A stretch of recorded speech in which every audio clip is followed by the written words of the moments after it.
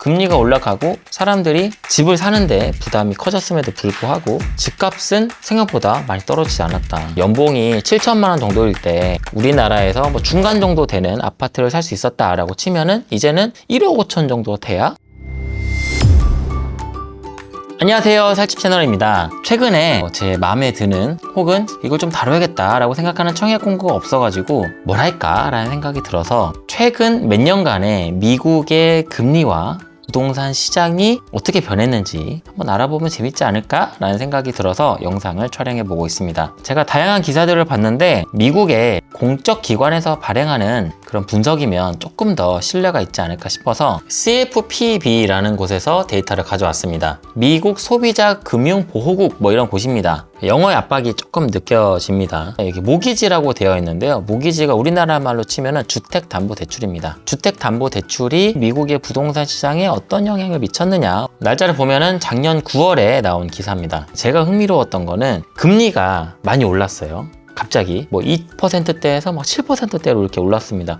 금리에서 5%라는 건 굉장히 드라마틱한 변화잖아요. 이런 드라마틱한 변화를 겪었음에도 불구하고 올라간 가격이 그렇게 떨어지진 않았어요. 왜 그렇게 많이 떨어지진 않았을까? 라는 거를 여기서 분석을 해놨습니다. 자, 한글로 좀 바꿔볼게요. 자, 모기지 금리는 우리나라로 치면은 주택담보대출이라고 보시면 돼요. 이 주택담보대출이 2021년 1월에 2.65%로 가장 낮은 포인트를 기록한 이후에 5%포인트 이상 상승해서 2023년 10월에는 7.79%로 가장 높은 그런 금리를 달성을 했습니다. 굉장히 높아진 거죠. 그리고 이후에 2024년 작년 9월죠. 이때 6.2%로 조금 완화가 되었다. 미국의 금리 정책 같은 경우에는 꼭 우리나라뿐만이 아니라 전 세계적으로도 자금 흐름에 굉장히 큰 영향을 미치죠. 미국이 금리를 올리게 되면 우리나라도 금리가 올라간다. 뭐 이런 연쇄작용이 발생할 수 있는 가능성이 높습니다. 미국의 금리의 변동에서 우리나라 금리는 어떻게 변했나도 한번 살펴보게 되면은 이게 미국의 금리거든요.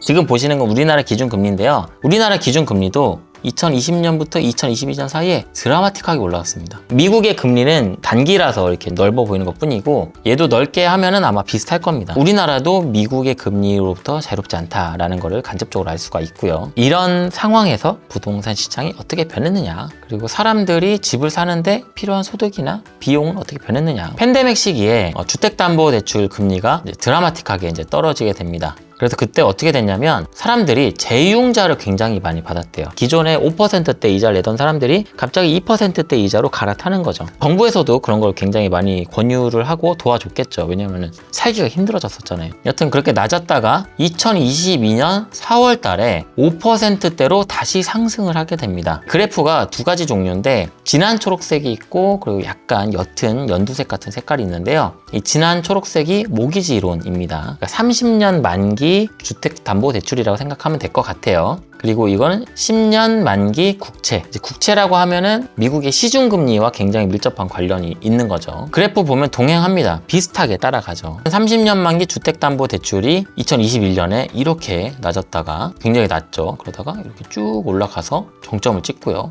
한 번 더 정점을 찍고 살짝 떨어지고 지금은 약간 하락세인 거죠. 이렇게 금리가 급격히 올랐잖아요. 그러면 부동산 가격이 어떻게 변했을까? 중간 판매 가격이라고 되어 있는데 중위 가격입니다. 이렇게 미디언인데 얘가 번역을 중간 가격이라고 했어요.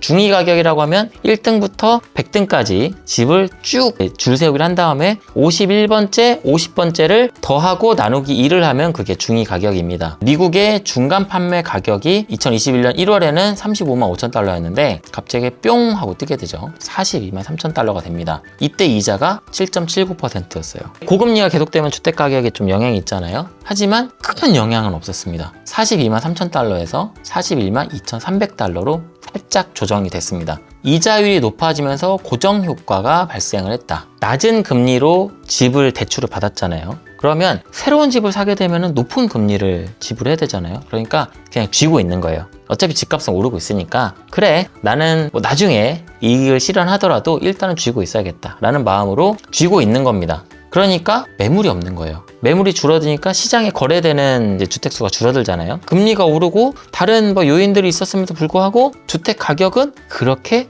드라마틱하게 떨어지지 않은 거죠. 여기서는 고정효과라고 번역을 했는데 영어로 하게 되면 락인 이펙트라고 되어 있죠. 그러면 집을 사는 사람들은 얼마나 부담이 늘었을까라는 것도 여기서 이제 조사를 해봤는데, 여기 보면 P&I라고 되어 있죠. 그러니까 원리금 상환이라고 생각하시면 됩니다. P가 프린시펄, 그러니까 원금이고 I가 인터레스트, 이자거든요. 원금과 이자를 상환하는 금액이 어떻게 변했느냐. 2021년에는 1,359달러였는데 2024년 9월 12일에는 2,400달러죠. 이 정도면 거의. 그러니까 1,000달러 이상이 올라간 겁니다. 예를 들면은 이자를 한 200만 원 내던 사람이 갑자기 350만 원 이상을 내게 된 거죠. 이자가 가장 높았던 2023년 10월 정도에는 원금과 이자 지불액이 78%나 치솟았다. 거의 2배로 뛴 거죠. 주택 가격도 오르고 금리도 같이 올랐잖아요. 그렇다는 말은 내가 이 집을 사는데 필요한 돈이 훨씬 더 커졌다는 거죠. 우리나라에도 비슷하게 벌어지고 있는 것 같은데, 주택을 구매하는데 필요한 소득이 드라마틱하게 또 상승을 하게 됩니다. 중간주택을 사는데 필요한 소득이 얼마냐, 이게 이 초록색이고요. 이 회색은 실제로 가계 수입이 얼마나 늘었냐, 이겁니다. 수입은 뭐 크게 늘지 않았습니다. 2020년부터 이게 2024년이거든요. 내가 버는 돈은 큰 차이가 없는데 내가 이 집을 사는데 필요해진 돈은 엄청나게 뛴 거죠. 예전에는 내가 뭐 예를 들면 연봉이 7천만 원 정도일 때 우리나라에서 뭐 중간 정도 되는 아파트를 살 수 있었다라고 치면은 이제는 1억 5천 정도 돼야 중간 정도의 가격을 살 수 있게 변했다.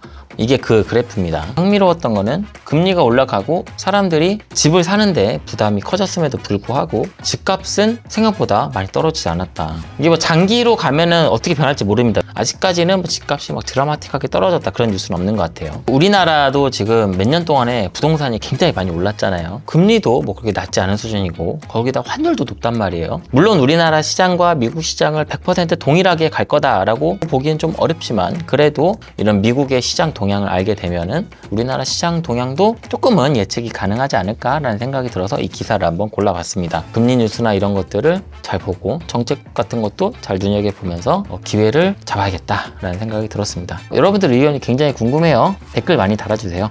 구독해주시면 너무 감사하고요. 감사합니다.